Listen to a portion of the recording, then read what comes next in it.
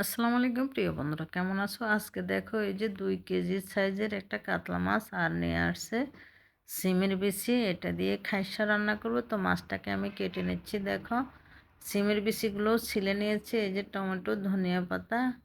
তো দেখো আমি মাছটাকে কাটতে থাকি। এটা আমি কাটতেছি না, দুঃখিত, এটা আমার হাজব্যান্ড কেটে দিচ্ছে।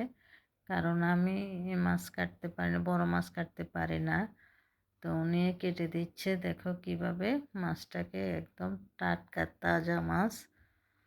তো এটাকে কেটে কেটে পিস করে, তো আজকে এই মাছ দিয়ে আমি দুধ কাতলা করব আর হচ্ছে মাথা আর লেঞ্জা দিয়ে রান্না করব সিমের বিচি দিয়ে খাইসা। আমরা এটাকে খাইসা বলে, তোমরা কে কি বলো প্লিজ কমেন্টে জানাবে।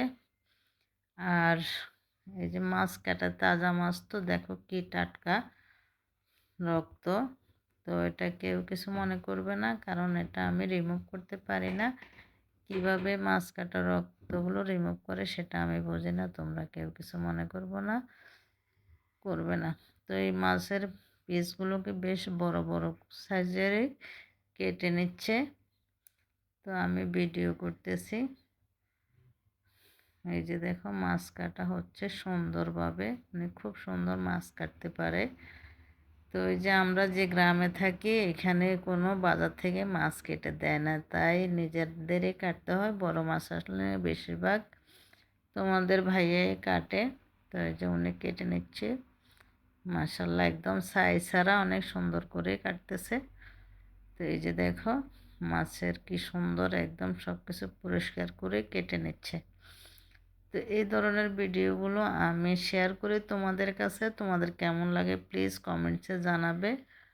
আর যদি কোনো ধরনের ভিডিও দেখতে চাও, সেটাও তোমরা ভিডিওতে কমেন্টস করে জানিয়ে দেবে, তাহলে আমি সেই রকম ভিডিও দেওয়ার চেষ্টা করব। তো তোমাদের মন মতো যেন হয় সেটাই আমি চেষ্টা করব ভিডিও দেওয়ার জন্য। এই যে এখন মাথাটাকে কেটে নিচ্ছে।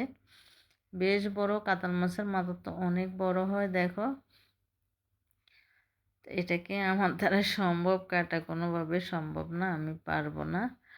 এই যে মশলা করে কেটে ফেলছে অনেক সুন্দর করে। এরপরে আমি মাছগুলোকে ধুয়ে পরিষ্কার করে, মাছ ধোয়াও কিন্তু অনেক কষ্ট, কারণ মাছ যে পুকুরের মাছ তো অনেক পিছলা থাকে।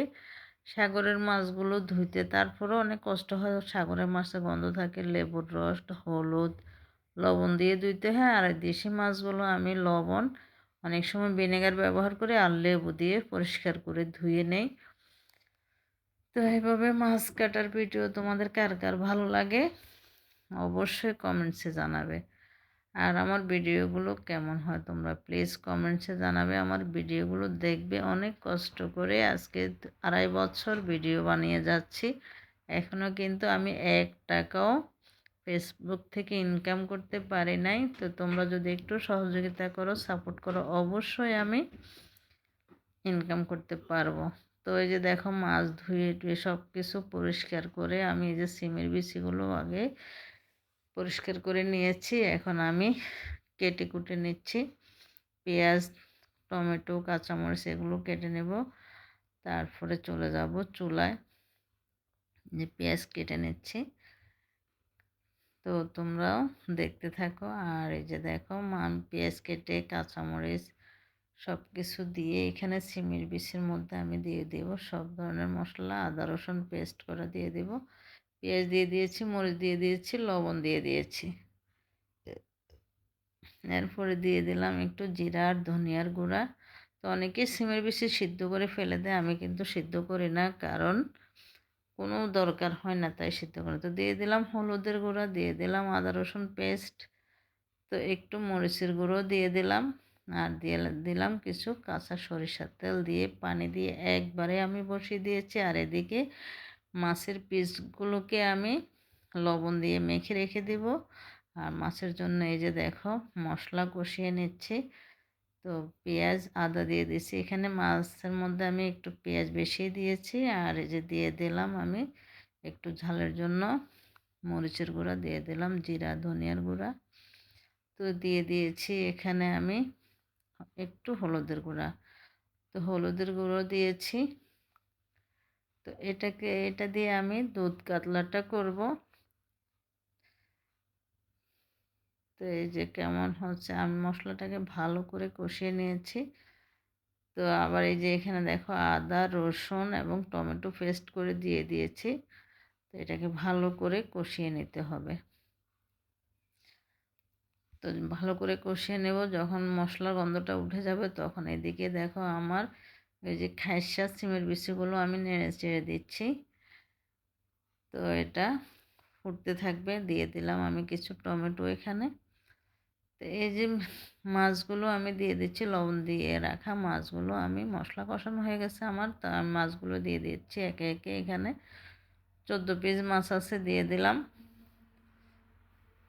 তো যে সবগুলো মাছে আমি রান্না করে ফেলেছি, কারণ এখানে আমার মেয়ের জামাই আদবার করেছে, খাইসা খাবে আমার হাতে। তো তাই আজকে নিয়ে আসলো, তো নিয়ে যাব মেয়ের জামাইয়ের জন্য। মেয়ের শ্বশুর বাড়িতে যাব, মেয়ের শ্বশুর বাড়ি বলতে আমার বোনের বাড়ি। তো এখানে আমি কিছু কাঁচামরিচও দিয়ে দিয়েছি, আর ওই যে দুধটাও আমি দিয়ে দিয়েছি, তোমাদেরকে দেখাইতে মনে ছিল না। এখানে আমি খাইসাটাকে বাগার দেওয়ার জন্য কিছু আস্ত জিরা আর দিয়ে দিলাম পেঁয়াজ।